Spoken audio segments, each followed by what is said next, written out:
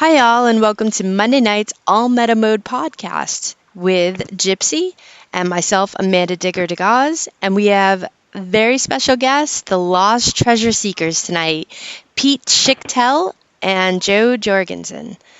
So before we get started with the show, just one brief announcement. Gypsy and I would like to congratulate Katie and Jeff Yeary on their announcement that a new little detectorist will be arriving August of 2020. That's pretty exciting, guys. So, Woohoo! Yay! It all right. is exciting. So no real big announcements tonight. So gonna go ahead and start the show. Hey, Gypsy, how are you holding up in Texas? I am holding up. I am been stuck inside. Today was a rainy day, so of course no treasure hunting for me. So it's going to be like this for as long as this lockdown is going on. But a few days ago, when it was nice and sunny, I did get out in the neighborhood and walked my dog. And back behind a couple houses back behind me, there is a reserve, and I like going walking in there. We have actually 7 caves in our neighborhood, so it's pretty neat. Neat little area to kind of hike back in and stuff. There's nothing to find metal detecting wise. I have taken my detector back there years ago, but nothing to be found really. But there are Indian artifacts back there and stuff. So I have found arrowheads and stuff. So it's a fun little place to roam and get some fresh air during this lockdown. But how about you? Have you gotten to get out a little? I know you're close by field, so you can kind of probably take off if you need a breath of fresh air.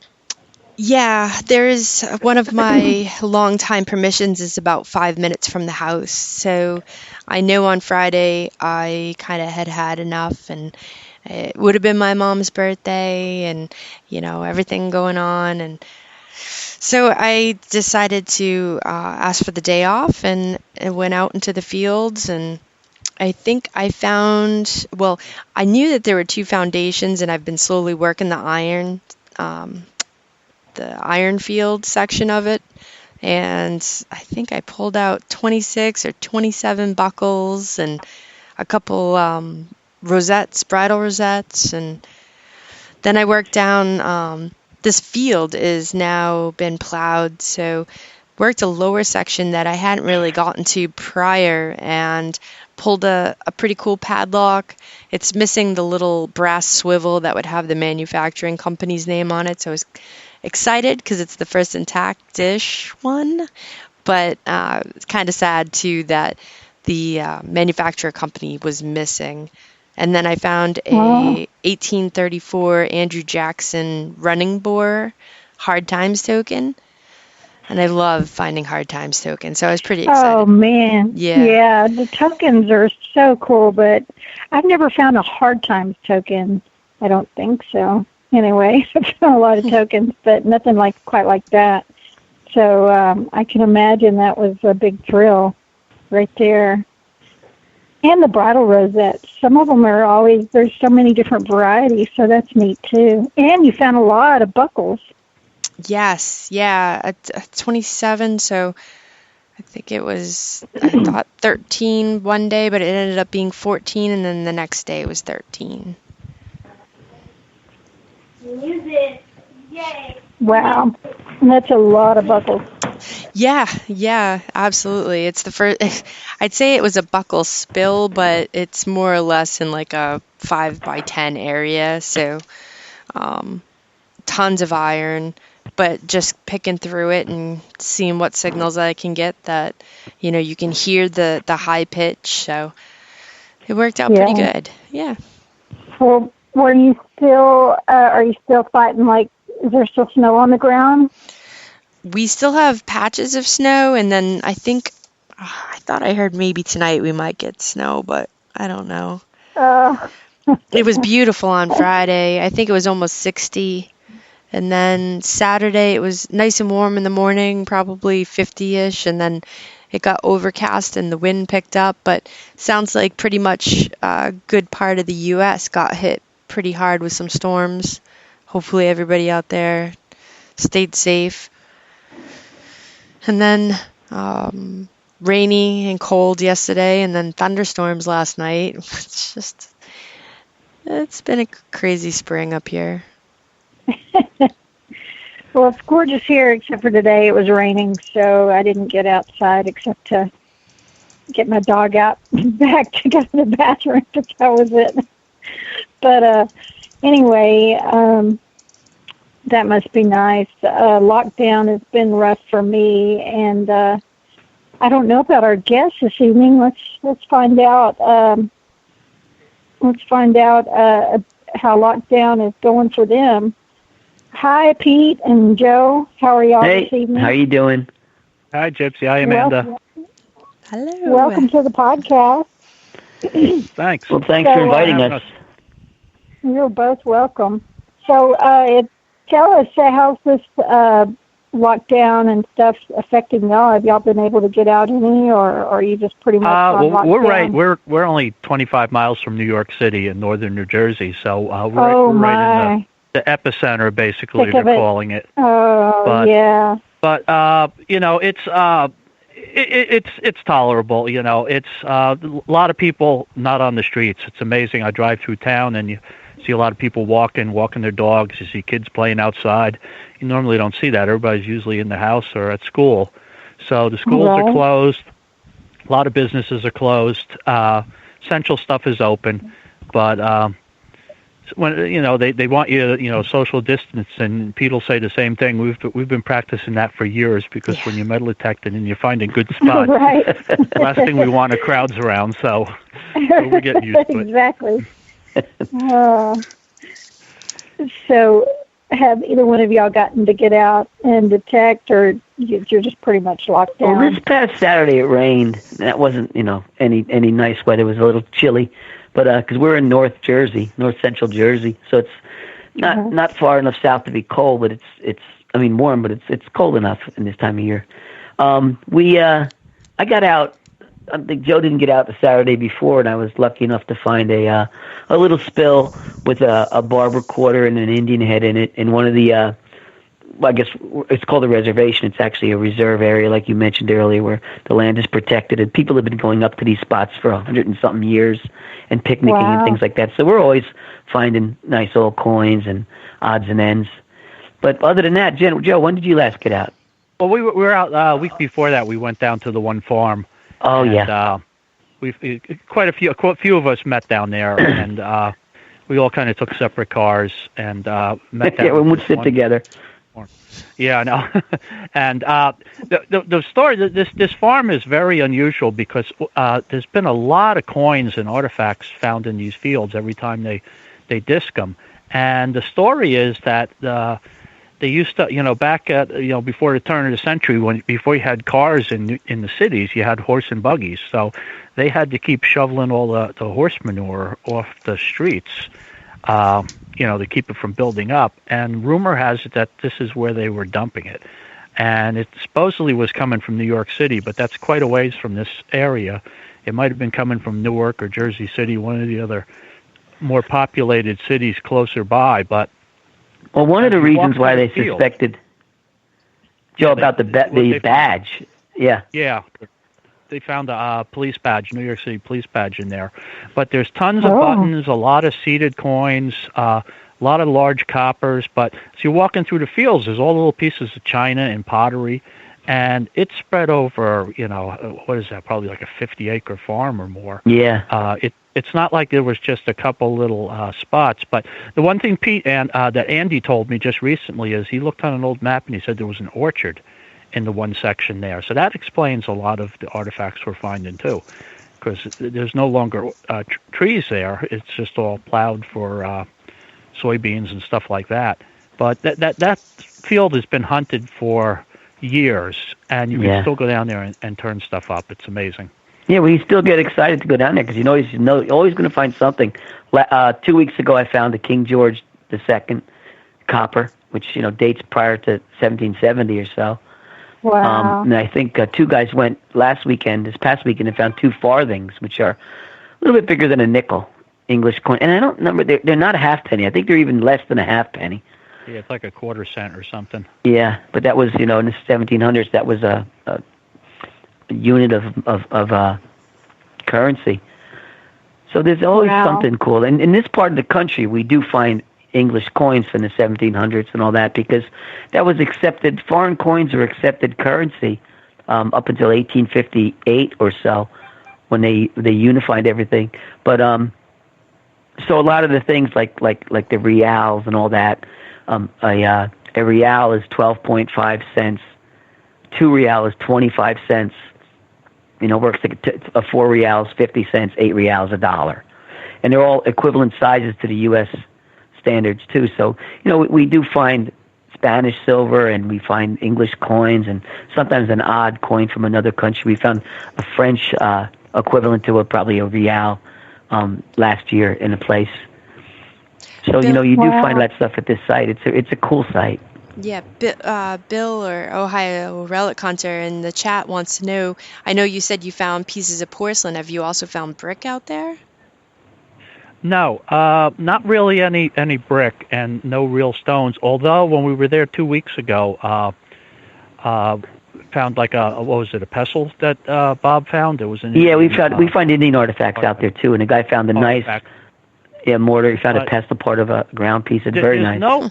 In the plowed fields, there's no evidence that there was houses, because normally you're looking for, like a lot of clamshells, a lot of glass concentrations of stuff.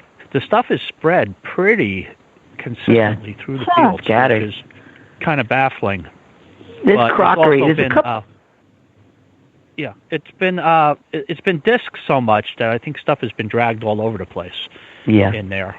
Mm. There's a couple areas where stuff seem a little bit older. That pestle had a bunch of plow marks on it. Probably had about a dozen plow marks where that thing's been hit several times. But that was a really cool find. That was about 7-8 inches long and about 2.5 inches. Both ends were really pounded down like it had been used to grind, and on both ends. It was a really nice little piece.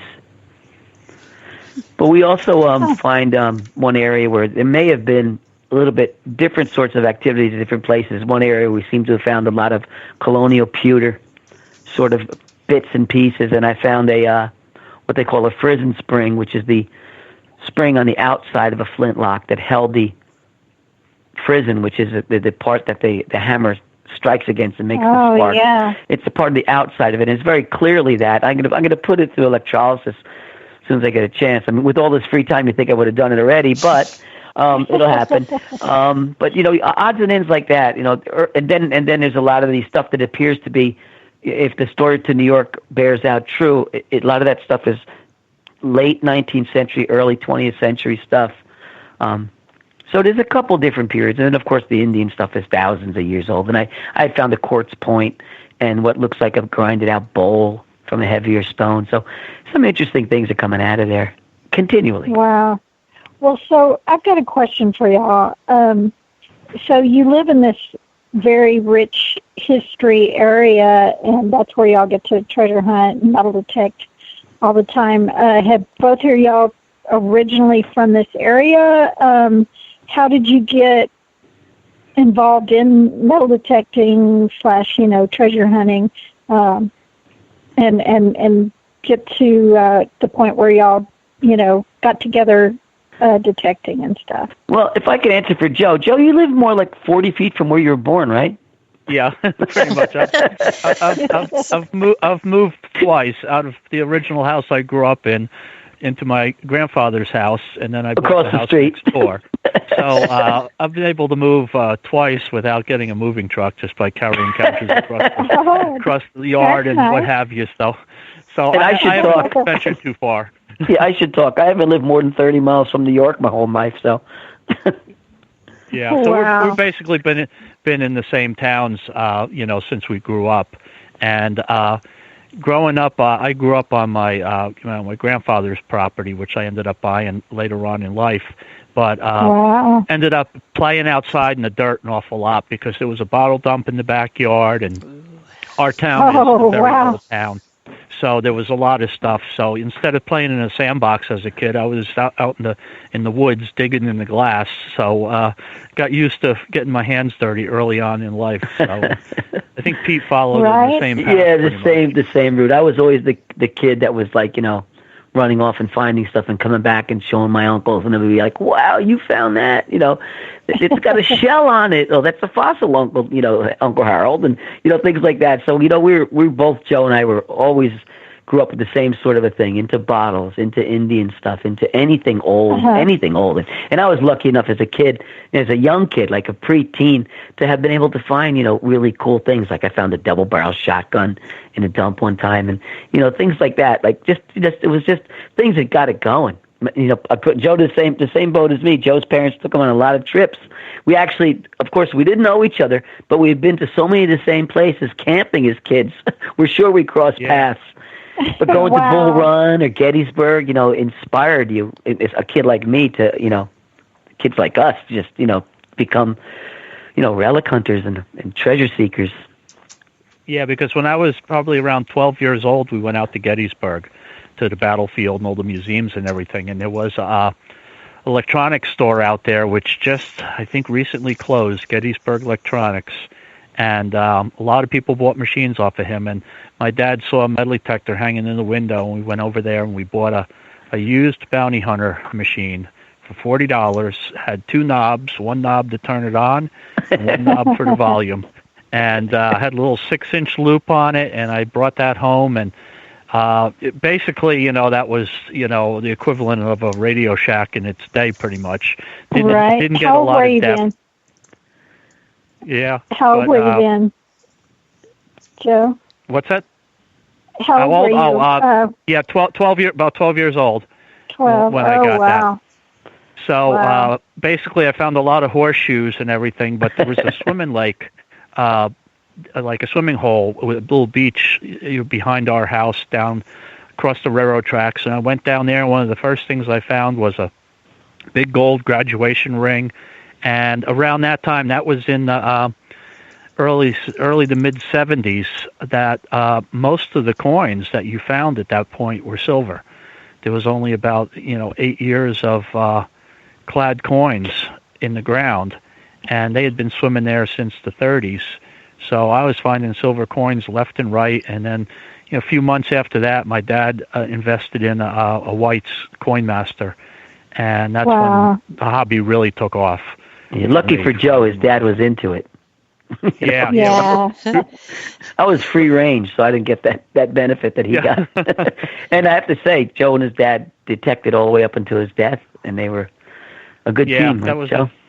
It was a good father-son hobby. We hunted for a number of years, and from all the way from Florida to Maine, whenever we traveled. And he was as into it as I was. He used to take the metal detector from work to work and stop on his way home from work and hit a park or so. And I would be jealous because I was in school, so he would take me back there on the weekend after he cleaned it out.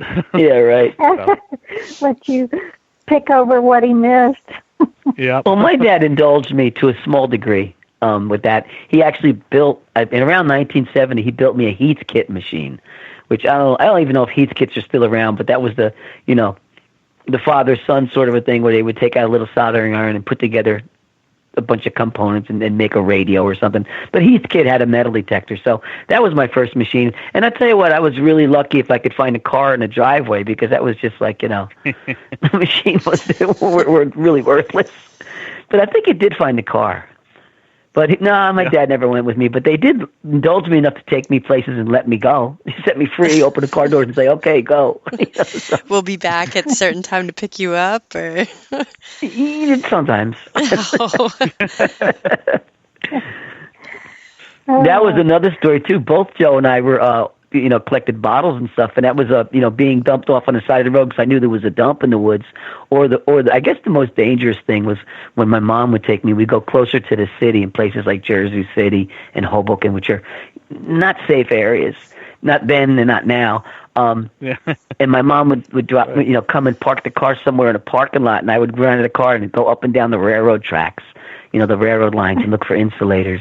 And I remember my mom one time was in the car, and she said she was reading or something, or she fell asleep or something, and the cops came up and they tapped on the window and they said, "Lady, this is where we find bodies. Get out of here." Because my son is off looking for insulators, and they were like, "What? Here? What are you doing?" Oh my! You're lucky you didn't end up on a milk carton. I think I was on a milk carton once. I'm not sure. I might have been.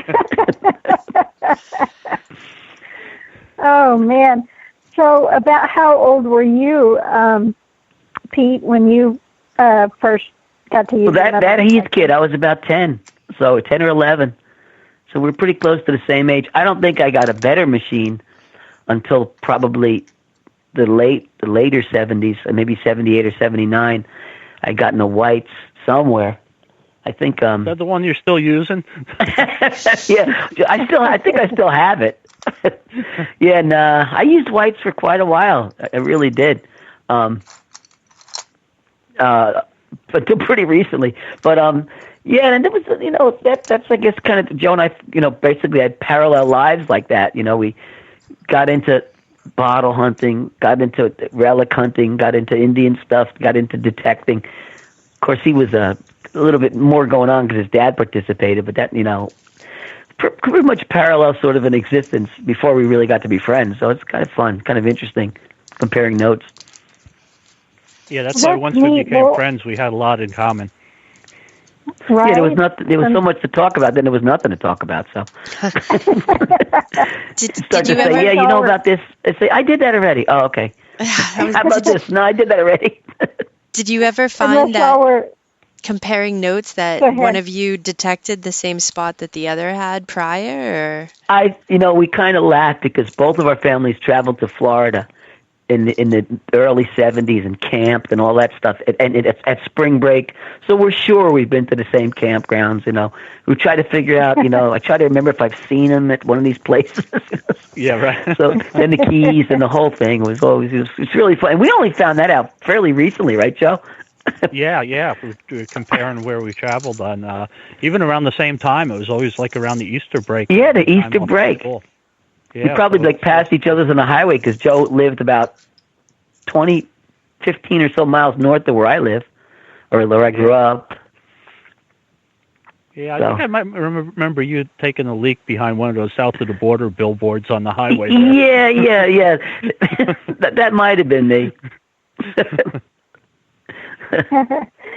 So we've got a question in the chat from Wayne, and he was wondering, do y'all still have a lot of those same finds from when you first got started when you were kids?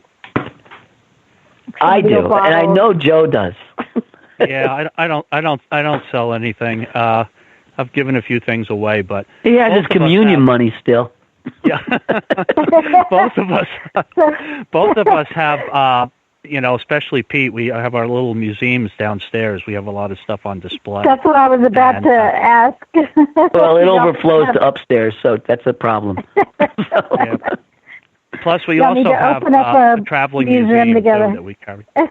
Oh, cool. Yeah, we put together a lot of exhibits and stuff, and we get to asked to speak at schools and different venues.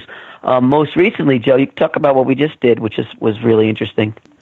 Oh yeah, we got invited to speak at the North Jersey Mensa convention, and Mensa is organization for people with high IQs, and why they had us speak there, I'm still baffled. But they had a lot of. I can't even count to that high IQ. Yeah, but so that was real interesting. They gave us. They had different rooms at a hotel where they had their convention, and we brought a small portion of our traveling exhibit, all our Riker frames with, buttons, buckles, coins, Indian artifacts and stuff like that. And we did, I guess it was about an hour and a half talk that we did on some of the places where we found stuff, favorite finds, different things like that. Wow. And that's the second time because we actually, they got us to do the convention because we did one of their chapter meetings. and they were impressed because it's such an unusual hobby. You know, a lot of people, it's getting a little bit more out there in the media and stuff with some of the shows and TV shows and Oak Island and all that other stuff. But people are just fascinating with some of the stories of things we found. We try to get away from the image of, like, you know, wearing sandals and walking around on the beach with shorts on, you know, that sort of a thing. And you know, people are always fascinated when they start realizing, well, there's a little bit more than this to just going out and finding somebody's lost ring, you know, and they really appreciate the history stuff. Especially the Mensa people were very interesting because, you know, they were really into it, even though it might not have been anything they would have been into otherwise. But they asked really interesting questions, and it was fascinating to be able to speak to a bunch of people that were just so smart. You know, it was kind of like, you know, it's like being on Jeopardy or something. It was interesting. Right. Well, I'm sure it was really interesting and fascinating, for that matter, with some of the stories and the history behind some of those objects that y'all have found and brought. And with that said, I know Amanda's got several questions for y'all, so I'm going to let her pipe in for a sec. Sure. So we'll start with Pete. Do you have any bucket list item or a white whale you're still hoping to find? Well, you know, I've found a couple bucket listers, so that's tough. Gold coin. I have not yet find a gold coin. That would thrill me to no end. Boy, the Holy Grail. I mean, you know, there's a lot of treasure hunting stuff out there. That's hard. Yeah, I'm happy with what I find. You know, and even sometimes it's the littlest thing. It tells a story. You find 2 coins in a hole. That's 2 stories, you know, and it's just, that's a thrill. So, yeah, bucket listers, again, I guess we'll probably talk a little bit about our favorite finds and some of our better finds. So a lot of those have already been hit for me. Not to say that I'm done or anything like that, or not to say I found the greatest stuff in the world, but just personal things that I just enjoyed to find. Right. I don't know, Joe, you know, we never talk about that too much, Joe.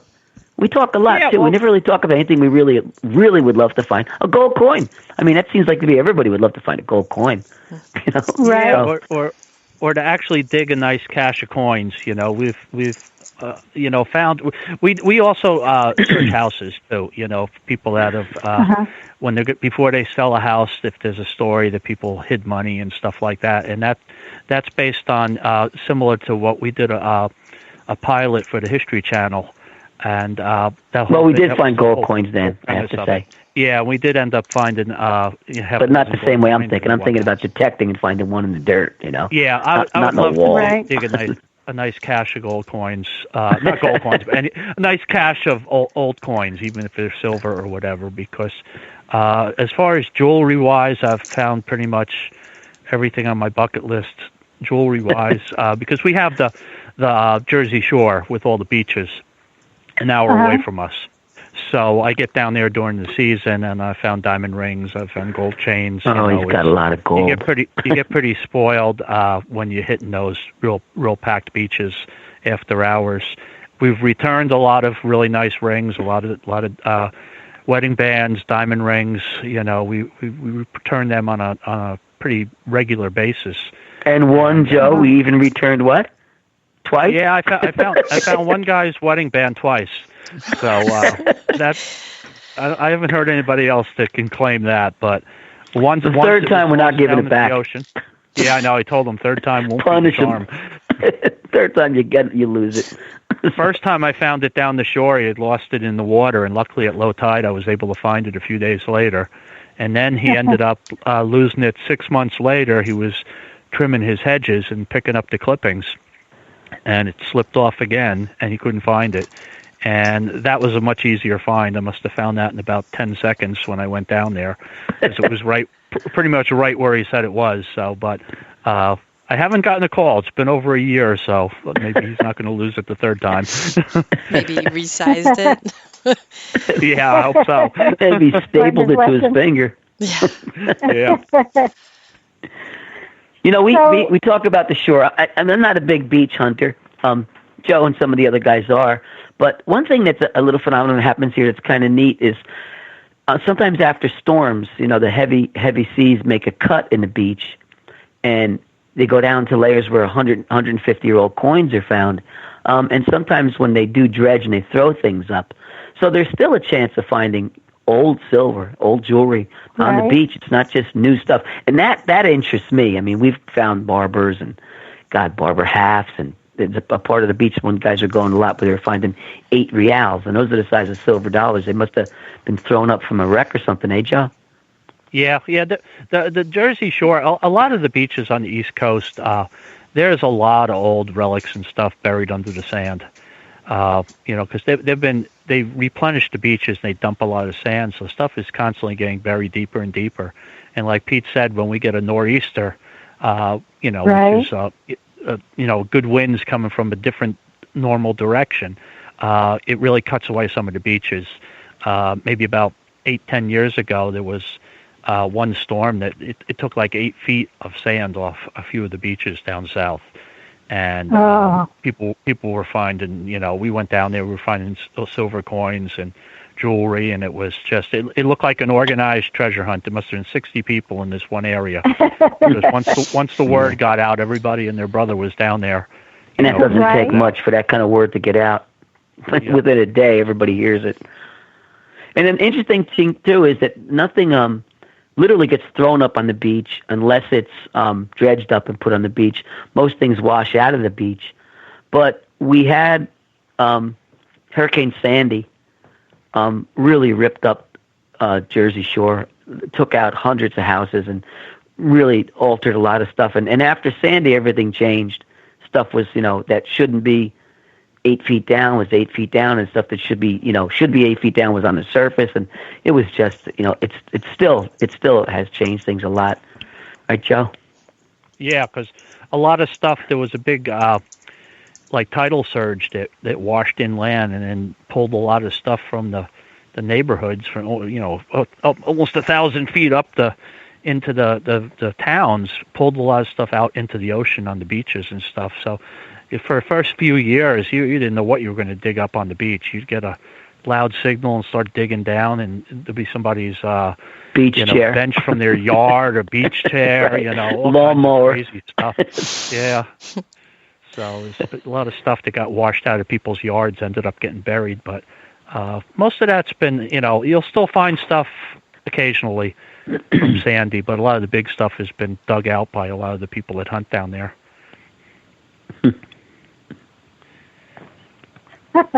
Yeah, I remember the first time I dug after a big storm. I used to live down on the Gulf Coast, and I had a friend with me, and I found this big, large object, and he got all excited, and he was like, kept digging and digging, and I'm like, it just keeps sinking and sinking, and finally I left him to it to keep digging while I just went on to check, and I kind of gave up. Yeah. and finally he gets it up, and it's like it's like a part of a luggage rack off of a vehicle. Oh my God! Wow. Yeah, the beach. So anyway, yeah. Kind of like the weird stuff you find in the woods. Oh my God! You never know what you're going to find in the woods. So yeah. We spend a lot of time in the woods, and you just find things that aren't supposed to be in the woods. Things are supposed to be kept in a closet in the house somewhere, or in your special drawer, or like weird stuff in the woods. Can you, do you have a story of the strangest thing that you found in the woods? Yeah, but share? Not on air. Okay. No, there's weird stuff. What can you think of, Joe? Weird stuff. Well, there's also those. We live in, being we're close to New York, and it's a very highly populated area. I think there's like 25 million people in this tri-state area right here.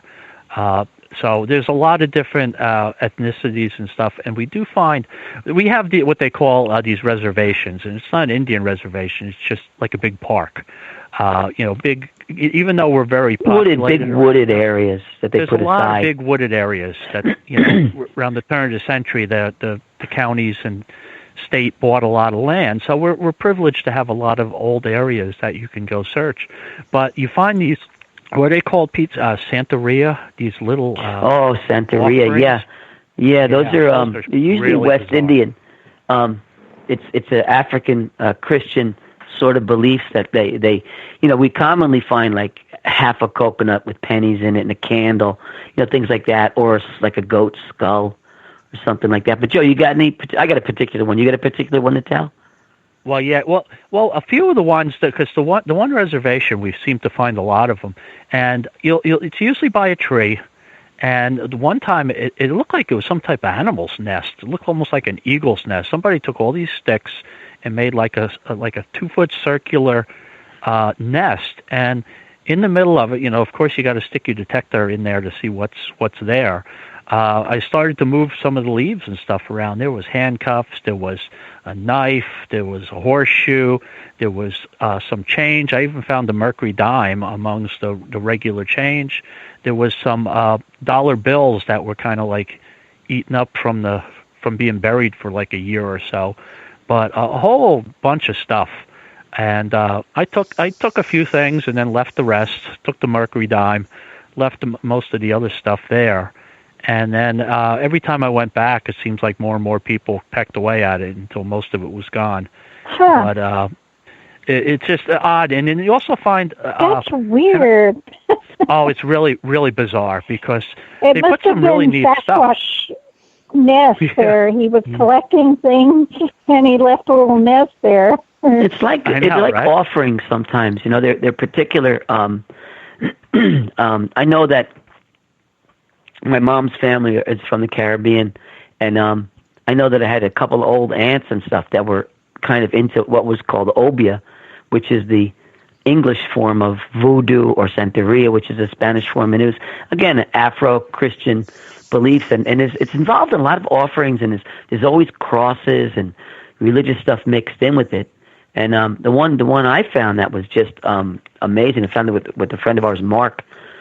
We were detecting in an area, and we started to get some hits and started to brush away stuff that off the leaves because it was right on the surface, and it was pocket change. But it turned out we didn't even use the machine. We just were brushing things away with our hands. I was doing most of it because I was kind of really into what was there.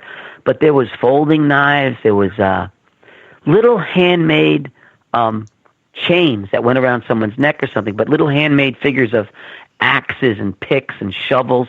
There was little tiny anvils. Then there was these handmade, like 6 or 8 inch shovels again, spades and picks and all that stuff. It was weird. It was all to do with work, but the coolest and the best part about that whole cache of stuff was we started to find stone tools from the Caribbean. So these are pre-Columbian stone tools, big axe heads and beautifully polished celt heads and little tools that might have been about 3 or 4 inches long and the thickness of your finger, sharpened on the edges. And these were absolute bona fide pre-Columbian tools. They weren't fake stone things that people had, gotten at some souvenir shop.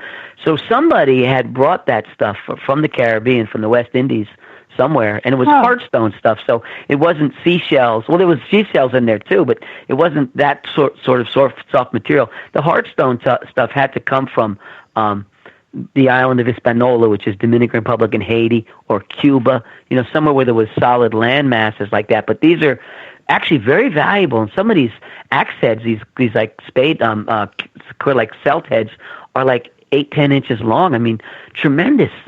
Archaeologically, these stuff's tremendous finds in their countries, but there was just, it was a rubber snake. It was just really weird, and things I don't even know what they are, like weird devices. But everything seemed to be connected to work, and my interpretation is that someone was asking for work, and they left all this stuff in a pile in the woods, and it had been there a long time because it was under the leaves and sunk into the ground, but it hadn't been there for 15, 20 years. It was there for years, but long enough that was, it wasn't visible on the surface. So I don't know. There was also wrapped up. There was those plastic scapulas that you get when they read your last rites or something. They're on a green string, and they have a prayer in them, and they're in a clear plastic thing that hangs from people's necks. Now, there was a couple of those in there. Just weird. I always wanted to write an article about that stuff because we do come across it a lot. There's one story that really sticks out in me was that I was in one of these reserves. And I parked along the road, and I walked in, and I was walking along, and tree was about maybe a 24-inch wide oak, a nice heavy oak tree. And I just happened to look up. So like maybe 8 feet or 7 feet up, nailed to the tree was a Rottweiler's head with a big spike in it, a big dog's head. And it had been drying out like it was not mummified, but I could tell what it is. I said, holy shit. And I started to go away. I turned away and I walked down, and then the other side of the tree had another one nailed to it. So I was totally not awestruck, but totally flabbergasted. And I called the police because this is not like the normal candle and you know, a couple of coconut shells. This was a bigger deal. And the police came, and I guess they didn't really. I didn't know that I called the police, and I guess they were a little tense because I was standing on the edge of the road, and the guy said, "Get against the car." And he had his gun out, and he put me against the car. And I said, I called it in. I'm metal technique. He said, stay there. And the other guy went in the woods and kind of cleared it, and then came back out. He goes, okay. And then I didn't say anything until, you know, a little bit until the gun was away. And they said, you know, okay, this is what happened. I was in there, and I saw this, and that. But these guys were definitely on edge. You know, so there had been some of this sensory activity going on. But I guess the point of the story is that we stumble on things, you know, when you get closer to the urban areas, you know, you stumble on things that you might want to didn't necessarily not want to stumble on. So right. Yeah. It's like, man, I'd be wanting to get out of there if I saw that. After that. Well, their heads are gone, so I guess they took them down. Because I remember shortly after that we were back in there. I didn't see them anymore. The police must have taken them down. But I did get a picture, so. Wow. That's crazy. Yeah, I'm not sure I would have gone back to hunt there.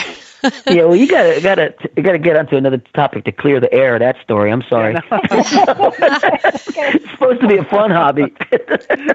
Well, I have a question. So, Joe, if you could hunt anywhere, no rules, no laws, no virus, you could go anywhere to hunt, where would it be and why?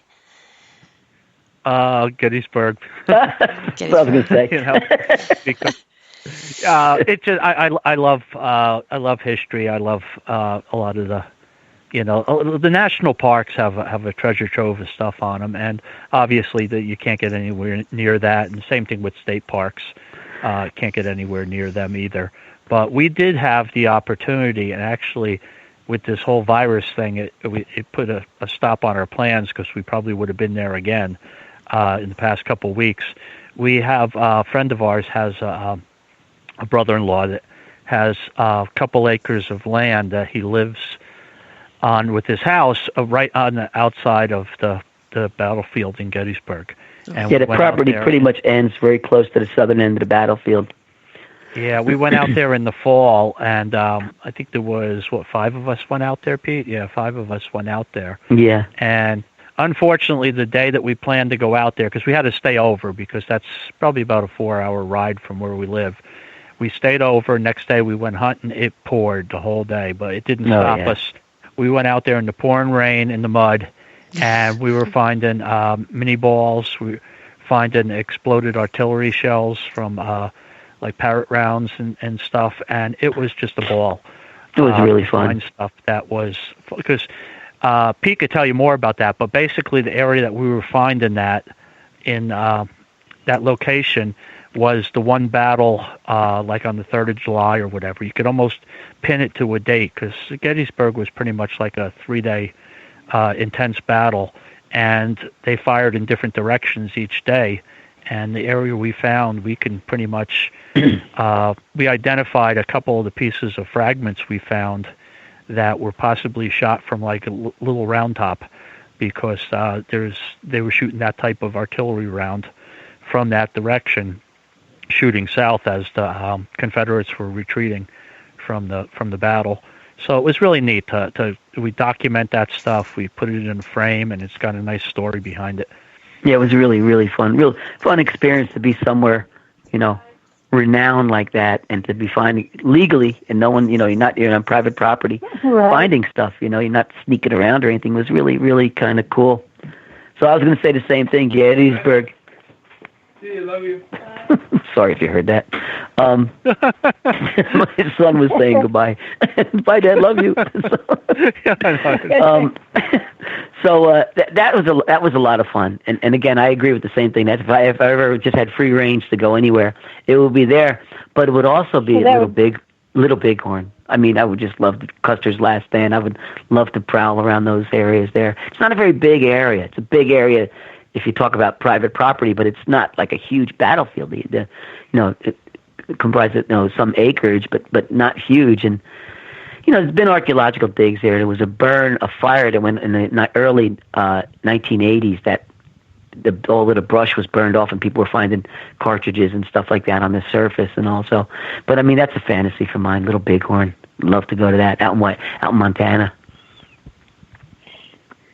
So, both of those places, would definitely be dream places for us as well. To be able to hunt.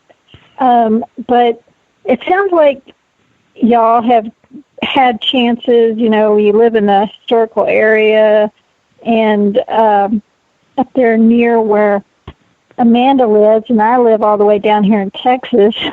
Amanda, where are you? Where's Amanda? I'm up in Maine. She lives in Maine. Oh, in Maine? Oh, okay. Oh, nice. Yeah. You don't have an accent, though. No, I guess not. I'm not up to Maine. I'm southern Maine, so. My niece lives in Freeport. It's a beautiful state. Yeah. Yeah, we vacationed in Algonquin, York area, probably 20 years. We get up there every chance we can. We love southern Maine. Yeah, York Beach is actually only about 15 minutes from me. So. Wow. Do you hunt that beach? Do you ever find much at low tide? That's a strange beach. It is. I've hunted that, and it's like everything gets pulled out. It could be totally crowded at low tide, and you wait till the next tide cycle and go out there, and it's hard pressed to find anything. That's been my experiences. I have never really found anything there. I do know I've really hoping to get to short sands at one point when the tide is incredibly low, because you can see some of the shipwrecks. The masts are still there. But cool. I mean, finding stuff? No, I haven't found much at the beaches. I do more field and cellar and woods and yards. Mm-hmm. Yep. Neat. Yeah, because that beach at low tide is much different than the Jersey Shore, because you can almost ride a bicycle on it. It's very hard packed. Yes. And I think a lot of stuff that when it gets lost, even if people are in the water, I think it gets pulled out, because, like I say, we vacation there a lot, and I'd be watching the crowd, a huge amount of people out there. As soon as usually you have to wait, 12 hours for the next tide there, and I'll be out there in the middle of the night, for a noon low tide. I'd be out there at 1 o'clock in the morning with a headlight, and I'm walking around like, did I hallucinate? Where is everything? There's nothing there. But I never found anything significant there. Just a couple coins, and that's it, which is unusual, because you go to the Jersey Shore, it's the total opposite. Once the crowd goes off the beach, there's stuff everywhere. That's the way it was when I lived in Galveston. A lot of it got washed out, and so what we had to do, it was rare that you found something. Even on some of the low tides, you'd find some modern coins and maybe a piece of junk jewelry or something like that. It was real light, but a lot of it you would have to wait for a minus tide, or a really a negative tide, instead of just a low tide. And so we would wait for the cycle each month till there was a negative tide, and then hopefully, like you said earlier, you mentioned the northerns. When you got a big storm or a northern pushing that tide out even further, that was the best time to really go out there and clean house, get some stuff. Wow. Cool. But what I was getting at is y'all live way over there up northeast, and I'm way down here south. So y'all get to dig a lot of the colonial stuff that I don't get to dig here. So what is some of your favorite things? I know y'all get asked this a lot as detectorists and treasure hunters, but for y'all, I'm sure your favorite finds are totally different, than what it would be for me. So. Yeah, I know which one Pete's probably going to say, but one of my favorite finds is we've hunted some. They're pulp dumps, and without going into a long story about them, it's where they used to have rag pickers that would go around to the towns and the cities and collect clothes, and old rags and clothes, uniforms, all kinds of stuff. They would bring it to where they used to make paper, and that's why they call it a pulp dump, because they would grind the clothes up into a pulp, to a paste. So anything that was in the pockets or the buttons and stuff got discarded. And when you find one of these dumps where they dumped all the refuge from these paper mills, you find hundreds, if not thousands, of buttons and stuff. And we've dug probably about 6 different sites. And at one of the sites, they usually the stuff is contained into almost like a bottle dump. Like you'll find a big section where you don't even use a metal detector. You just sit there and dig with a little spade. Oh, yeah, you can't detect these. Yeah, it's just one big overload. The one site I found, they had dumped it, and then it had got plowed into the field, so it was spread out. I found a mourning ring, which is around the Civil War era. It was a 14-karat gold ring with a little oval glass hinged door on it, like a little window. And what they would do is they would put like a little lock of hair or a little tin-type photo in that ring for somebody that that died or was lost in battle or whatever. So that was really cool. It's the glass is in it. It's cracked, and I never tried to pry it open. You can't really see what's in it. There's still like mud and dirt in there, but I would end up breaking the little door to open it up, and I have a feeling it might have had a lock of hair or something in there. So it's a little creepy too. Yeah, well, it is a little creepy, but I thought that was really cool because they don't turn up that often. Something like that. And that was I've really never seen one other than that. That's cool. That's an epic find. I would love to find something like that. I've never heard of those being called pulp, or like a pulp mill or a pulp. Well, it's pulp. It's paper pulp. Paper is basically wood-based. Right. But the cotton fibers were the binder that basically with I guess different glues or whatever. If you look at an old dollar bill or an old bill of any kind, sometimes you see little looks like pieces of thread and stuff in there because that was used for quite a while, and the cotton helped keep it all together. So when they would do that, like Joe was saying, they would process everything. They would emulsify everything: the paper, the wood pulp, turn it into a liquid, and then the cotton and all that stuff, and they would emulsify it. And some of the things that wouldn't break down would be buttons and buckles and things that they didn't. I guess I don't, not really sure of the procedure, but we assume that people would have taken pieces, buttons and stuff off, but obviously not everything, because they would go through and then they would presumably filter out these solid objects in the form of a pulp and just dump it. So it could have been anything. It could have been anything that was left on the rag material. It could have been anything that was in the pockets. So we find coins, we find tent grommets, we find military buttons, lots of military buttons, and we find pieces of belts, and we find suspenders and doll parts, lots of doll parts, because these dolls were made of you usually had a cloth body. So it's just what other kind of stuff, Joe? Just a lot of interesting the doll parts stuff. We find these little tiny porcelain heads, porcelain arms, and porcelain feet, because the main body was a little fabric like stuffed animal, and they sewed these porcelain arms onto it and then put a dress on it. So that's how we know we're on one of these pulp dumps, because you always find the same stuff consistently. You'll find big tent grommets, brass grommets, because they ground up a lot of the tents, a lot of uniform buttons, whether it be police, firemen, train conductor, cable car. We got an enormous collection of railroad teams of buttons, and those doll parts. So they're a gold mine once you find them, because we have a couple sites that we've been going to for years, and we'll never clean it out. There's so much. We've taken Tim from Diggers. Tim has come with us. Butch has been there. Joss and Elizabeth had come one time or a couple times. So, every once in a while we'll take a guest, Yes, we have to take their phone. Someday you'll have to take Amanda and I. Yeah, okay, but you guys, we take your phone so you can't mark them. Well, you can you could come visit with myself and Gypsy at we called it the Button Dump, but it's the exact same thing. So I'm curious to wonder. We found a lot of Newark, Jersey City police. Really? Yeah. So I'm wondering Up by you?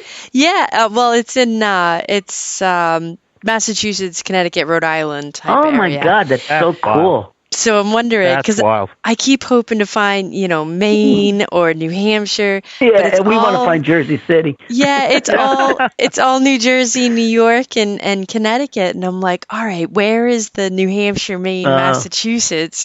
I'm wondering if they went there. Wow, that's really cool. That's cool. Yeah, See, Joe and I are like, that's our thing. We love these dumps. We try to, anytime we get an idea. Now, the greatest thing, which Joe, I'll let you elaborate on it. The greatest thing, and it's many people's bucket list is a snake buckle, which has a Civil War affiliation. Technically, they don't, because a lot of them came from Europe. But there's always a Confederate association, because these snake buckles were on sash buckles or belt, sword belt buckles or whatever that held. The S part of the snake would clip into a keeper part, and the head of the snake would go through the keeper, and it was a belt buckle. And they are, considered to be Confederate, like I said, and they are really a bucket lister for a lot of people. And Joe and I have been fortunate enough to find how many, Joe? We're somewhere between 80 and 100 of them at this one button dump that we dig. Always love hearing that number. We're still turning them up, and the really nice ones are brass, so they'll be nice and green when you get them. But they also made a lot of iron ones that were nickel plated, and when they've been in the ground a long time, depending on the soil, a lot of times they're pretty rusty, and you got to do some electrolysis on them. But I have found a couple of them that had the nickel plating still on it, and then the brass ones clean up real nice, but. They're all different sizes and styles and everything, and they're just really fun to find, because that's something that a lot of times you'll turn them up on where there was battles during the Civil War.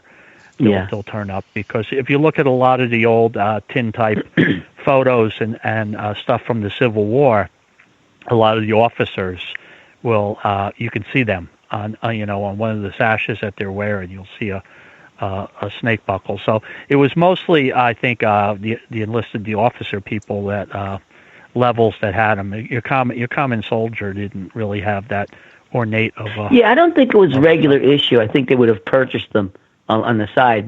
But we don't want to misrepresent anything here. They did produce these buckles in Europe and sell them.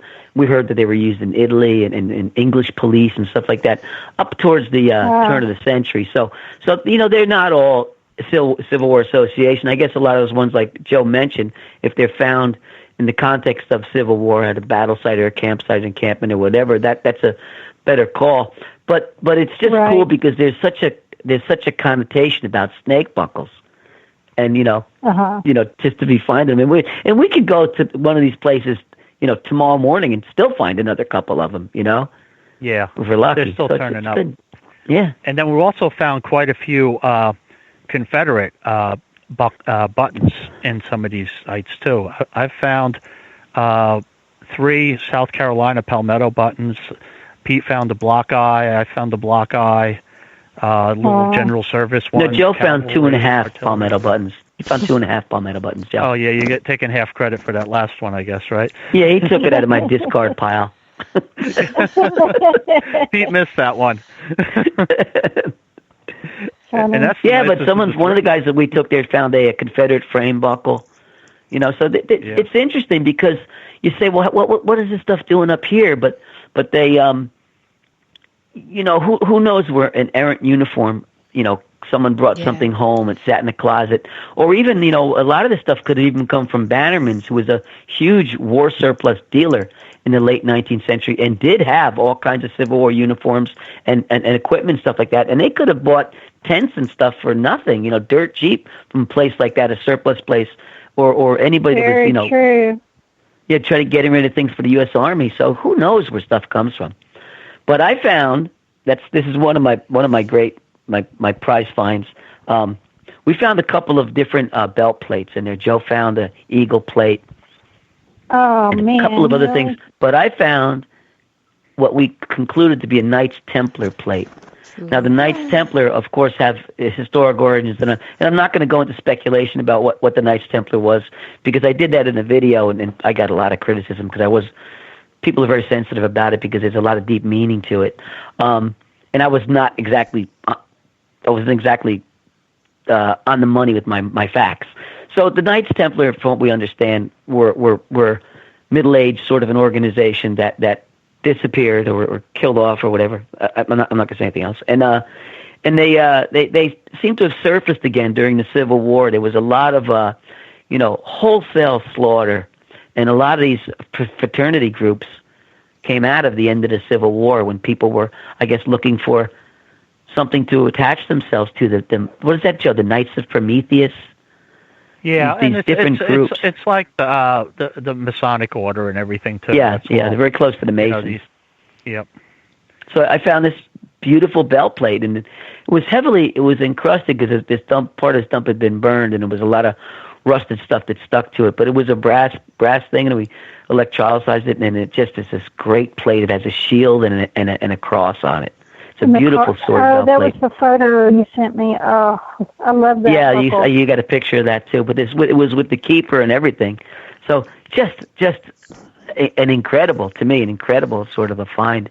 I had found a sword belt plate down in South Jersey on a farm site, which was always early on was a real thrill for me. But this plate, feel sorry for the sword belt plate, the eagle belt plate now, because this Knights of Templar plate just kind of overshadows really cool, it, because we haven't even found a picture of anything like that yet either. Look at all the belt plates and everything else. It's not a common item, so because we haven't been able to track down an actual picture, online or anything of that. So it's definitely a rare piece. So we find weird stuff. I mean, in those really cool small things. We haven't found a lot of coins though. Oddly enough, in the one dump where we found the snake buckles and all, we haven't found many coins. A few Indian heads. Somebody had found a barber dime in an adjacent area, but not too many coins. Yeah, there were more coins in the. I found that half dime where I found the mourning ring. There was I think it was a couple reals found there, Indian heads. Wow. I found a flying eagle penny in that one. Wow. So. And that's our thing. These button dumps that we do, most of the time, unless they've been plowed through the fields, then we're using the detector. But the one where we're finding all the snake buckles, they're just big sections in the woods that you just dig down. You get a little three-prong rake, and you're just digging through the dirt, and you're just going through all kinds of rusty artifacts and stuff. It's almost like bottled. Dump digging, because it's basically a dump. It's a pile of stuff they discarded, but you have to just look real closely because there's all little tiny buttons and different things in there. The porcelain underwear buttons, hundreds and hundreds of them scattered the surface. I mean, I only recently started to fill a mason jar up with them, but they were like at one point we found one part of the dump where you find some concentrated areas, you find certain things. We must have been handfuls of those white porcelain underwear buttons. Or shirt buttons. I mean, oh my God. After it rains, they all come to the surface because all the dirt kind of like washes off them and stuff. So we always go back there after a nice heavy rain and look through where we already dug and still find stuff. And oddly enough, we speculate that when they burned these dumps, that they took the local soil, or not the local, but the adjacent soil, whatever, and threw it on top to, I guess, put the fires out. Because both Joe and I have found some beautiful Indian points mixed in with this stuff, and it's the only way a 3,000 or 4,000 year old point would get mixed in with all of this stuff, as if somebody took dirt from nearby and threw it in there. So it's really kind of odd. it's almost like a magical place. I hate to use that kind of word, but you just never know what you're going to find. It's just so weird. Yeah. Have you used the sifter or anything like that while there? You know, Tim Saylor, the ringmaster, he got us into that. We were just having so much fun finding stuff, and Tim said, "Oh, you got to sift." So he came and spent 3 days with us, and I think the second day we brought back a sifter. I don't remember, did it go well, Joe? I think we were a little hungover, but it went well. We were finding stuff. It's just that the volume of stuff that's there, I don't have the patience. I want to be we want to nice buckle. So when you're sifting, you're finding the smaller stuff that you're missing, because we could pretty much go back and sift some total areas that we thought we cleaned out and still find a lot of the little tiny cuff buttons and stuff. Like that. And a lot of them are Eagle buttons. We find a lot of General Service Eagle buttons, U.S. Eagle. So a lot of those, and some of them, one other spot over there. They dated up until the 20th century. They were the heraldic eagle. Is that what they're called? Or the general eagle? I forget what they're called. But anyway, and then when you sift, there's all the little things you miss. So. And of course, Tim found a ring. That's his name. He's a good guy. He's a lot of fun. Yeah, we had an awful lot of laughs with him out there. Oh my God! His constant, dialogue.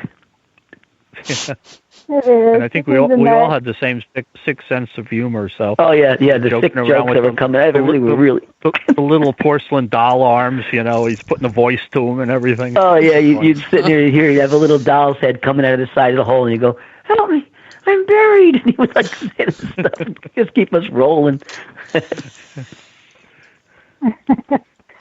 Yeah, Amanda and I had a trip planned, but I'm not sure now if it's going to happen to go back to our button dump in early May.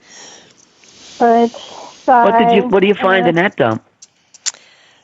Same type of stuff. No snake buttons so far, but not Amanda did find not yet. But Amanda did find before the time she dug in it before I did. She's dug in it several times, and I've only dug in it once with her, and she found some gold cufflinks. Nice. Yeah. And go ahead. Yeah, gold award. It says awarded to Anne, and then the last name, and the same type of thing. General Service buttons. Let's see. Cool. I think those Newark, New Jersey, Jersey City. Those fire. That's weird. Yeah, that's an anomaly. And then you get the strange stuff. You get the keys and the buckles and the keys. Pins and the suspender buckles everywhere. Yeah. Yep. Zippers everywhere. Did you do any? The Newark research of is there a building nearby, or there was? Yeah, where it came. It was a mill, and they ended up. What they did is they dump it next to the river. So the refuse, all the So it's the same thing. You could sit there with a trowel and dig and just pop buttons, or you go back the next day, especially if it rains, and the same thing. You've got the buttons right on top. A lot of those brass buttons and whatnot. So you could walk over the next day, and there's that bright green sitting on dirt. The green, that great green. And then you've got a lot of the rubber buttons too, that are the Navy anchor button on it. We find a lot of them at different sites too. The Peacoat, we do a site in New York State, upstate. And same thing. We were just up there recently, and we figured out the range of buttons were from like 1850 to 1950. Doesn't look like anything is newer than that. And there's some like Bakelite ones and different plastic ones, and like you say, those black Peacoat ones with the anchor on them and stuff. And that's just so fun. But that area we do, same thing. It's dumped right next to a river, and some of the piles we've dug down 2 feet deep through solid buttons, basically. Those plastic ones are all over the place. Oh God! You're sitting there throwing them. You throw most of them away. You just look for the prettiest ones. almost unusual. Recently, we've been washing off a lot of those plastic ones, and there's some really interesting ones. Yeah, I remember your tires. Like no two are the same. Yeah. I did though. I have found it was half of a English copper, and it's either the farthing or the their cents, and you can see the 1/7 in Britannia. But half of it's gone. So that's probably the earliest I've dated anything to, but the same thing as yours was about 1850 to the 1950s. So you have Boston's elevated rail. Which is the first. Some really weird, and that's what's cool too with the railroad ones. You find railroads that are not in existence anymore, and you can research some of those and find out that they were gobbled up by other railroads, and some of them were just like really obscure. A railroad line that went from one town city to another city, something like that, and it's only like a 10-mile distance, but they had all their own buttons and stuff. It's just really unusual, and that's fascinating to me. Yeah, it's the same sort with of industry. I think so. Gypsy found one that I hadn't seen before, and it was a bomb ordnance button, and it has with the flame and the ball. Yes, yeah. Yeah, that's Ordnance Department button. I think that insignia went from possibly earlier than World War I, and I think it's even still in use in some areas. I'm not sure, but that's a beautiful. It's the round ball, and it's kind of got this flamey looking thing in the top. Yeah. Right? Yeah, they're cool. Yeah. And that's neat. I got a chauffeur's badge. Oh yeah, yep. Oh yeah. Didn't someone find one of those, Joe? Yeah, one of us. Or did Mark find one? Somebody did. One of us have one of those things. Well, what's that? The Sterling thing that was the first thing that came out of that. Was that a fireman's? Oh, it's a Sterling fireman's pin, a small pin. It's got blue enamel. I forget what it says on it. Well, you know what? Oh. In one of the pictures, Gypsy, I sent you with the handful of coins. It's in the bottom of that picture, that little Sterling shield like thing. Yeah, when my secretary used to take walks and look at foxes and stuff like that, and she came back with these things and said, "What is all of this?" And basically put her hand out. I said, "Where'd you get this?" She made us promise not to bother the foxes. So, yeah. Yeah, as a matter of fact, talking about that, we were there one time, and Joe and I were both digging, a couple feet apart. We could be closer than 6 feet back then, so we were maybe 4 feet apart. And I stood up, brushed myself off, and looked about, Joe, 20 feet away? Yeah. Was a black bear standing up, not like walking like on all four, standing up like Gentle Ben. Well, you guys are too young for Gentle Ben, but it was this bear down in the Everglades. It would like stand up and wave, move his body back and forth. His arms would sway. It was kind of doing something like that. And I said, Joe, I had my shovel. I said, Joe. And Joe, I very clearly could see Joe's face. He didn't. I saw his face from when he didn't see it until he saw it, and it was like, we both stood up, and the bear went down and just walked and walked and walked away. Neither of us thought to take out our camera and get a great picture, but it's jet black. I mean, unbelievably black. Contrasting to everything else. It was so cool. Well, we stood our ground. We weren't going to give up a good spot, so I think. Yeah, right. We held our ground. We didn't want to give anything up to that thing. Wow, that's pretty crazy. Yeah, you also have that other one of your bucket listers is your GW button. Yeah, I found in a local colonial town where Washington's troops were, and it showed that George Washington was headquartered here. There was a lot of colonial activity in a town called Morristown, in Morris County, New Jersey, where we are. As a matter of fact, my shop is in Morristown.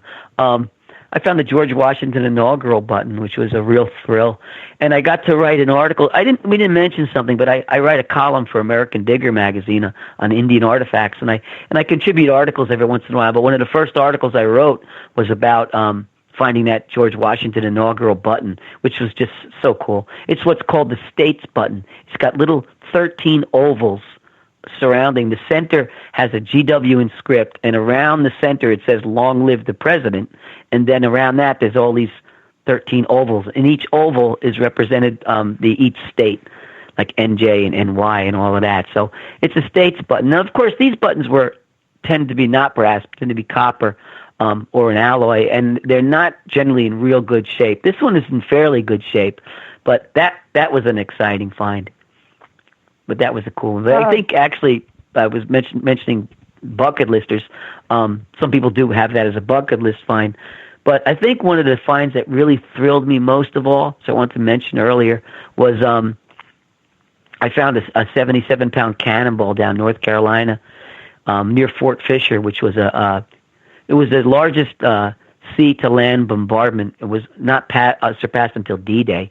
So it was hundreds of thousands of shells over the course of 2 different engagements were just dropped all over the place, in the river, in the woods, and on the peninsula, and I mean so much stuff.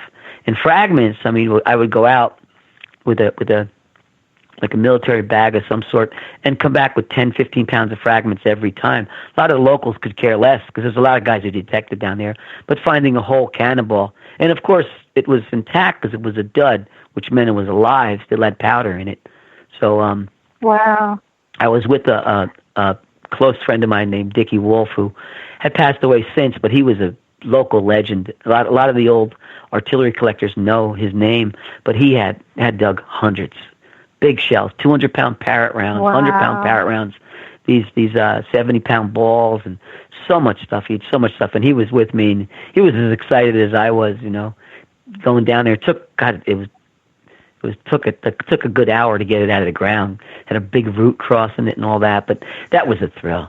And of course, we had to take it to his friend's house, Bennett, and the next day, and they drilled it for me to get the powder out. And I hid behind a tree because, I wasn't going to take any chances. They let them drill it. They knew what they were doing. Right. So, I guess that's my big fear. I've always wanted to dig something like that, but at the same time, I'm a little, leery that, it is a concern. Still, shortly before I found that cannonball, one of the guys down there was drilling down there, not in Fort Fisher area, but somewhere nearby, from one of the coastal fortifications, and he, in his shed, it blew up and killed him.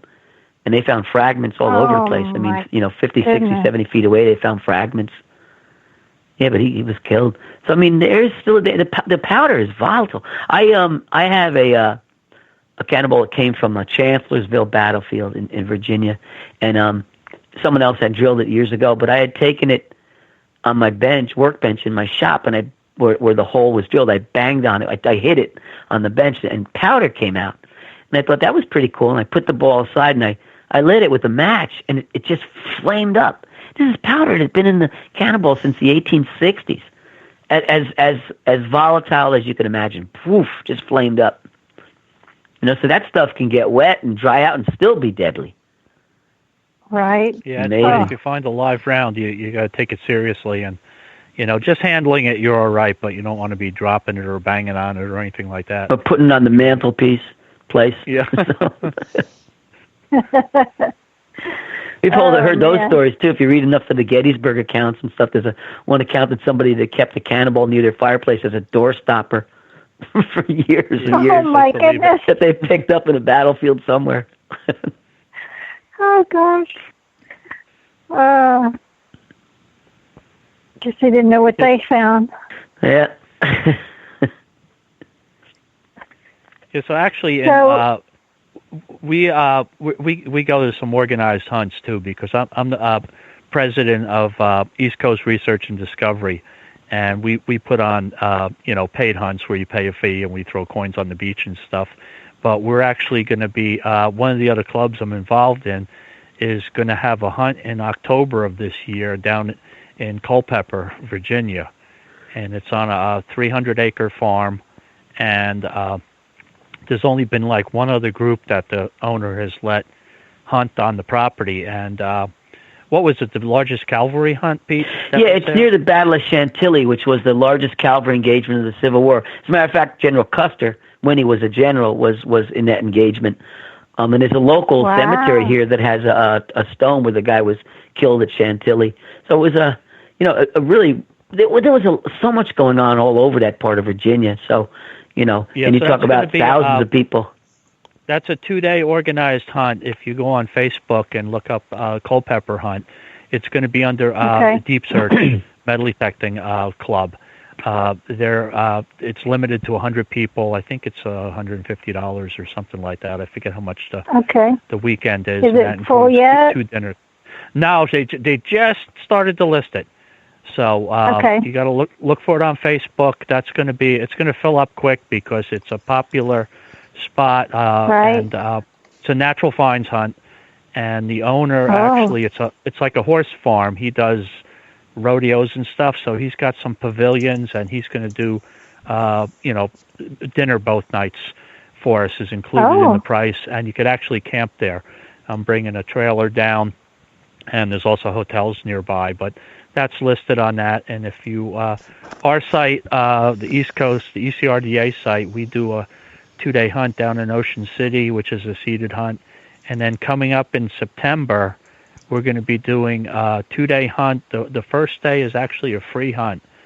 And because there was another organization that I belong to that's dissolving, and we have money in the account that was donated to, it was the Task Force for Metal Detecting Rights. We used to fight some of the parks around here, the cities, to get the parks opened up.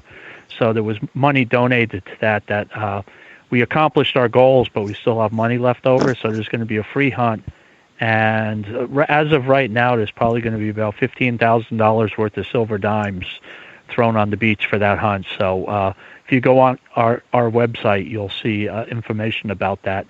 We'll start taking sign-ups for that once all this quarantining and everything passes by, so that we know that everything's a go. But that's going to happen at the end of September is when that hunt's going to go off. So look for that stuff, because we always have stuff coming up. Well, that sounds good. I would love to maybe try that Culpeper one, Amanda. We might have to look into that one. That's going to be interesting. Yeah, it sounds really interesting. I'm just ready for all this to be done so we can start planning some trips and do some lots of things have been canceled. That's a shame, but that's what it is. We it is. have to deal with it. And it's for the safety of all. And Yep. Yeah, it's something nobody's ever witnessed anything like this. It's definitely something to, Yeah, to not in my lifetime. Yeah, thinking about this, we've had, everybody talks about, well, this has happened in the past. We've had flus, the end of World War I, that took out a couple, I don't know the figures, but I know it was 100,000 or more people died. But they also didn't do anything like we're doing today, And that's also why it's historic, because in the past, people didn't do what we're doing. If they did it, they could say, oh, yeah, we did this back in 1917 or something like that. But it's historic because what we're doing is trying to catch it and keep it from being as bad as it could be. And that's the actions we're taking now. No one's familiar with at all. The plagues that went through Europe took out half the population. Right. These things are not brand new.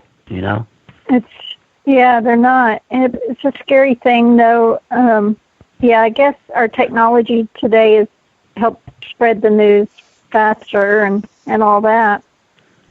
But in fact, it is a historical thing that's happening right now. Someday we'll be able to look back on it and hopefully have learned from it. Yeah, that's right. But it'll pass before you know it. Everybody will be back to normal, and then hopefully people don't forget too soon. But things fade away. Everything changes from day to day. There's so much news and access. Even on your phones and everything, you're involved in so many different things. There'll be something new in the news before you know it. Yeah, right. But, yeah, if you can't get out right now, it's a good time to research and do some map overlays, or what is it, the Sanford Yep. maps, and Yeah, the Sanford maps. yeah, and I know if anybody out there needs help, definitely, send me a message and I can point you in some directions of sites to use. And I'm sure Oh, when I'm going to you're do that. doing, yeah, I was going to say, the research that you do for your sites, are you Yeah, but using I'm going anything to. like? I'm going to just ask you for some help. Is what I mean. Okay, that sounds. Yeah, because, I could definitely, yeah, I could definitely give you some help on that. yeah, yeah. It's true. This is the time to do certain things. I was telling Gypsy the other night that I like Joe mentioned, we both have big collections, and I take this time to research certain things, certain aspects of certain things I have, and kind of obsessive with that. If I'll research something until there's absolutely every lead is traced down, there's nothing else I can find out, then I can close the book on it and go to something else. So this is the time with that, for doing that too, when you're not able to get out. We hunt right through the winter, though. We hunt right through the frozen ground and all, because we're in the woods, and I imagine it's the same thing up in Maine. The ground never really gets. The ground does in parks and yards and all, but the woods is never rock hard. Only in the coldest of coldest weather. But we can detect right through January, February, in the woods and still produce. As a matter of fact, it's a good time because there's no little underbrush and all that stuff is dead, and you get clear shot to read the land. A tremendous amount of deer ticks around here. It's just unbelievable, the amount of ticks that are in the woods and stuff. And we actually, the one thing we went looking, I guess this was last year, we went to this one site where we were looking for Indian artifacts, and it's up on the side of this knoll. And you had to walk through. There's like, there's sort of a deer path that goes through there. It's not really a hiking path, but it was heavy brush. It was like a field maybe for a couple 100 feet that the grass was maybe 2 feet tall.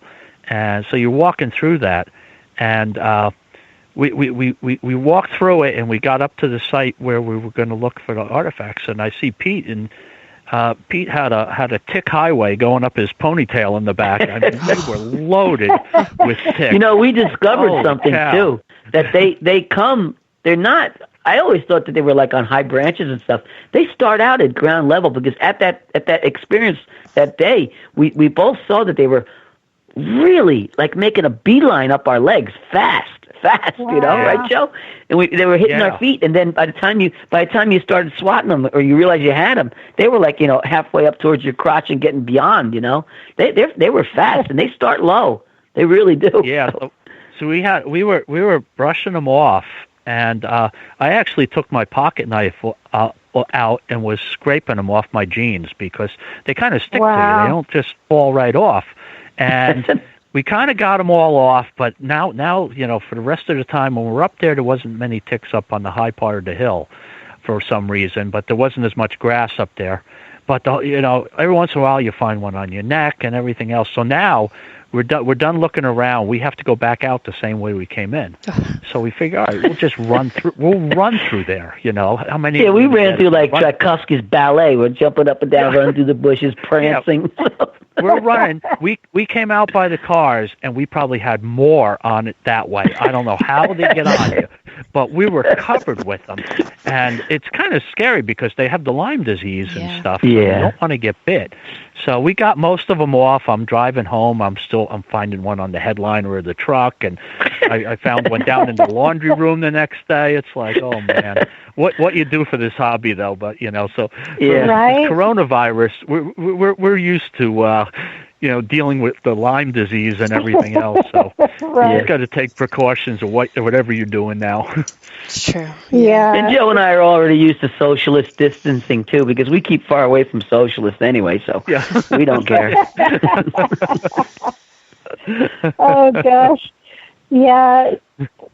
Ticks aren't as bad here where we live. In the East Texas, where my parents live and stuff, when I go hunt in the woods there's quite a bit of different types of ticks there that have come out, like the little seed ticks that y'all were talking about, but also the bigger ticks that Well, you got the come out. is it the Lone Star tick or something? Isn't there a special one for down there? Yeah, there A is. special one. We That's a get little special place. It's like the Regional Rocky the Mountain big one. Yeah, the Lone Star. Do you have But, jiggers down there? My mother used to tell me about jiggers. And jiggers my are the mother's worst. Yeah, my mother's 94, and she still gives the most revolting graphic description of where jiggers go. It's like, Mom, stop. They go for warm spots. Mom, stop. But she used to talk endlessly about jiggers down in North Carolina. I think they're chiggers, my not gosh. jiggers. No, they're Aren't they? chiggers, right? CH? Oh, I thought you were Chiggers. saying J. Yeah, that's the shot glass. Jenny was down in Tennessee, my daughter, and they had those chiggers down there. They bite your ankles and everything else. They were disgusting. Those things. There were a ton of them in that yard. And they had a lot of ticks down there too. I was surprised. Oh, I got bit. I'm sorry. Well, No. my wife is from Colombia, and I'd spent time in the tropic kind of jungle regions of Colombia. And one time we were at a place we had to fly in and land on a dirt airstrip and then take a pole boat up this river and all this stuff. It was very, very primitive and probably also, looking back, maybe dangerous. But we got bit by these like bugs, like they were like a fly, and they bit you and it hurt. It was like a horsefly bite here. Oh. But now this was that time down there in that part of the Choco region of Colombia. That was a long time ago, probably 20-something years ago. And we both still, when we get a tan on our arms, we both still have white marks from wherever these bugs were that bit us. These nasty bugs, jungle bugs. Sounds like they took chunks out of your skin. Yeah, and worse, more painful than a horsefly, but they never healed over. Your skin stayed like a white spot for like ever. So anyway, I don't know. At least I digress. I'm sorry. We've actually the things we had. Yeah. Go ahead. I was going to say that the ticks. I know John and I went to go to one of our permissions, and we're kind of going to walk into the woods, and on the breeze, like on the wind, you could see them like floating down from. Really? Yes, Oh, and man. like That's scary. So we're looking at each other as they're landing on us, and we're like, no. "Oh nope, So what not would they doing like it." just catch it? They're like aerodynamic, and they would catch the wind and fly around. Wow. I would think of it almost like spiders, and I've never seen it before, and I haven't seen it again. But that day was probably the worst, like creepy crawly. How in the world? How are they doing this? And I guess they can. It's how they can shift is on the breeze. Wow. It's just gross. They're gross. They are. You can make a grade B science fiction movie out of that. Yeah. The tick. And right now they're the size of poppies, like these teeny tiny poppy seeds. Yeah, but they're yeah. those ticks. They're the the little baby or whatever. That again, I was saying on the chat, we call them Satan's army. There's no purpose for them except to make your life hell. The The funny things thing is, we like endure.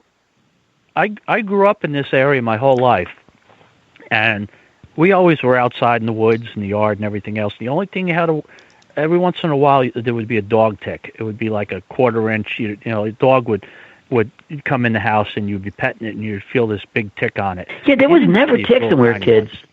Yeah, there was no ticks around here. I don't remember ever getting one as a kid. I think the first one I got, I was probably 15. Oh, this is a good time to ask. Did they? So this is something I remember growing up, and it's probably they stopped it relatively early in my childhood, but they used to go around with like a city truck Yeah, I know what you're spraying. The mosquito truck. Yes. Man, we would ride our bicycles in and out of that smoke, and it was so much fun. That's why half of those friends are dead. Oh. Yeah. So I'm wondering if that's what you're going to say, right, Amanda? The mosquito truck. Exactly, the mosquito truck or whatever they were spraying. But we never had ticks. Yeah. With all the stuff going on today, there was this fake thing on Facebook. I forgot to tell you this, Joe, that my wife read and said, they said it. Be indoors at 10 o'clock tonight because helicopters are going to come by and spray everything for the coronavirus. And I said, come on, this is not true. They don't do that. And, I was thinking of the mosquito truck, and sure enough, next morning I said, did anybody hear the helicopters? No. So, but yeah, you learn there about that, though. You're right. There was no ticks, but there wasn't any other bugs either. Yes. Or small animals. That was a carcinogen. That was the worst thing you could possibly spray around. But do you remember riding our bikes in it? Yeah, you know what? I had 25 kids on their bicycles. I used to go in the house when it came out. Oh, no, we were bad. I didn't like the smell of it because it would burn your eyes.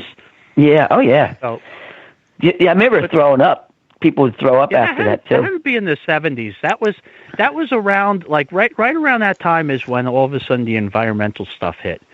Well, that had to be like 75, because I think in 76 my friend grew a third eye. So that had to be that. Yeah, because that was bad news stuff. You think, because now they, you get the people next door. They have the yard guy come and spray the yard, for fertilizer or whatever, and they put all the little warning flags all over the place. Back then, they were driving past the schools with this tanker truck spraying atomized chemicals, and there was no warnings or anything. So I think we've smartened up a lot since then. Yeah. We pay the price with all the ticks now. Yeah. Yep. We're smart. We just keep the metal detecting. So with that, Pete, we got to get now. I want to go back over to the button dump this week. First sunny day, we got to meet. I knew that was coming. Yeah. Whenever we get talking about it, we get the bug. We get snake bit. We get snake bit. Yeah, so snake bit. Snake bit, definitely. Well, we call it the snake pit. It's the snake pit, and there's actually been a couple of articles in American Digger featuring our digging there and all that. So yeah, it's a fun site. So the one thing that we had to cancel. We actually were supposed to start at the beginning of March, and we canceled it because of all the self-quarantine. Is we have a dump site right in town here where it was a Colonial Inn, and the inn was still standing up until about the 1940, and then they knocked it down, and it's the site where the inn is the site of the middle school in town. So right next to this little stretch of woods, there's the section where there was the kitchen midden, which is the bottle dump from the Colonial Inn. And we have permission from the Historical Society in town that we're supposed to do an organized dig over there starting in March. So that's got pushed off till all this clears up. But I dug. We were inviting school kids and Boy Scouts and people, anybody that wanted to come in and contribute to sifting, and we're going to catalog everything and kind of give a little bit of archaeology lessons there for the kids too. And yeah, Joe has this all planned out, and it's really, really going to be cool. Yeah, I dug back when I was in middle school. One of the history teachers did a dig in the one spot. And there was a couple like old rusty flintlocks that came out of there, a little rusty pistol, a lot of really neat bottles and stuff like that. It was a ton of stuff in there. So and like I say, there's probably nothing newer than like say 1930, because the inn was abandoned in the 30s, right after the Depression. It closed, and then a lot of the stuff that was in the house was buried next to it there, and so there's nothing newer. But we went over, I guess it was in beginning of February, or no, when did we go over there, Pete? January, I guess. We went over there on a warm day, and we did a couple little test holes, and we found some of the china from the inn immediately as soon as we dug. So we found a spot where it hasn't been dug. It's kind of like a virgin site in the dump, and that's the site we're gonna be digging. So Pete will be posting a bunch of videos and pictures of that once we get going. Yeah, we're going to set up fencing and all that, and have it, lock up during the day or when we're not there, and then invite people in on the weekends and things like that. So you're going to see, you're going to probably get some articles and things like that out of that too. Yeah, because we have to keep it secure because it's right next to the school. So we're putting up a little chain link fence enclosure so that nobody can get hurt in there. Because once you start digging this is a bottle dump that it's all oyster shells and glass and pottery fragments all over the place, and every once in a while you come across something that's not broke, or a little piece of some buttons or jewelry and stuff, because we're going to actually be sifting that site to get all the small stuff that has been missed in the past. Have you pulled any wheaten glass out of there? Back then, see, somewhere I actually have a box of the stuff I found there years ago, and I got to go through there. It's possible because Wheaton, that's Wheaton, New Jersey. That's southern Jersey, I think, is where they made a lot of that. So it's a good chance that a lot of that's there, because some of the stuff we found, you're finding a lot of the blob top bottles and stuff in there, and there's like a lot of like cut glass and stuff like that, like crystal, and you're finding fragments and all that. So there's a good chance of finding that, because there was a lot of glass manufacturers and stuff. There was just a lot of manufacturing in New Jersey, New York area, going back to the Industrial Revolution.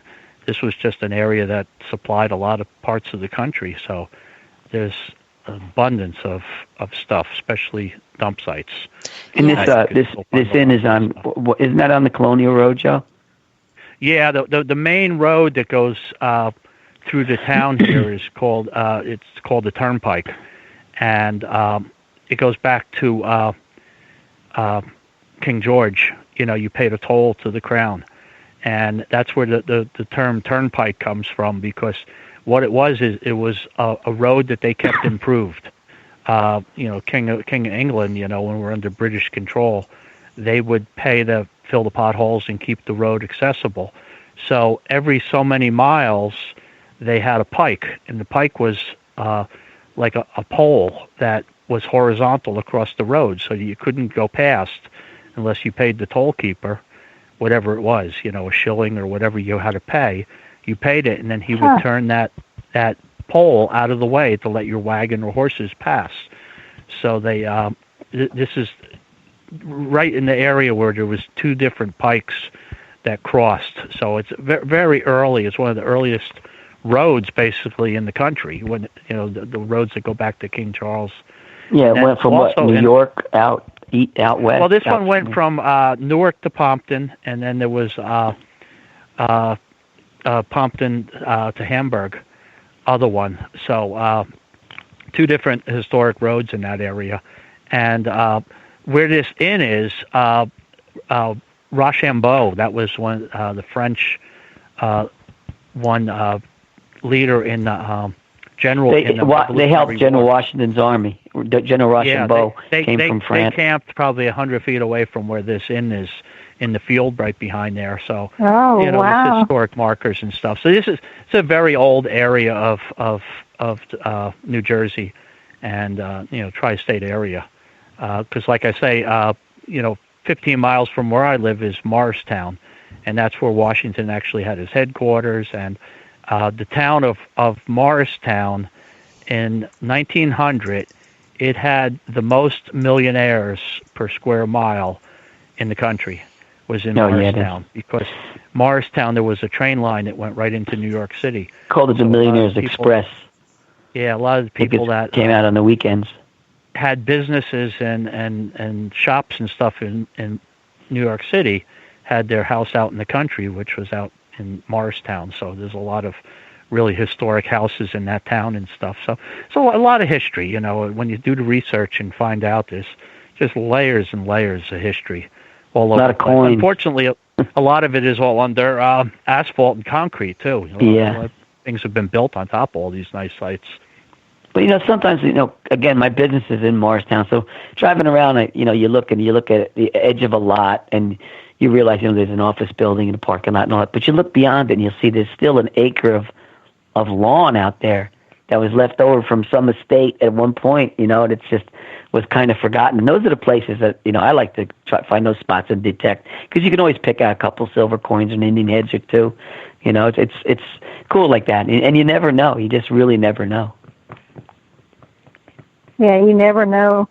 And I'll be anxious to see what all y'all find. So y'all are going to have to keep us posted. Maybe we'll have to have y'all on again, maybe after y'all do this dig. Yeah, definitely. Yeah, there's still a lot to talk about. We didn't even talk about our TV pilot, Joe. How cool that was. We touched on it, but we had a whole experience looking for stuff And Joe and I are Yeah. averse at looking for stuff in the walls of houses and all that too. We have some different instruments and things we use, and that's another whole topic someday we can go into. That's a lot of fun. We'll definitely need to do that because I would love to hear more about that as well. And there's always Indian stuff to talk about. Right? We're just going to have to do a series, maybe 2 or 3 right in a row with y'all as our guests. Because y'all have, bound set. y'all have so much information there and so much to talk about. I just love it. Well, it sounds like one way or another you guys are going to make your way this way. So you'll definitely get to take a look at the museums, both of ours. Yeah, would love to. Yeah. Would totally love that. Now, I want to detect in the Alamo. Can you arrange that? I'll work on that. I was so disappointed when I saw pictures. It's like right in the middle of a town, right? Isn't it? I know I sound stupid saying that, but it's like, it's like the Great Pyramids. They look all out in the desert, and you finally look at the pictures of Cairo, and they're like, it's a parking lot right next door. And Exactly. It kind of spoils it, yeah. You look at the old movies, of the Alamo and stuff. Yeah, it's in the middle of nowhere. They to go detecting there. And they say, good luck, there's a Walmart there now. Right. Oh, gosh. Well, yeah, we're definitely going to have y'all back on. It's getting late. So I know we've lost some of our listeners. It's probably past their bedtime. But,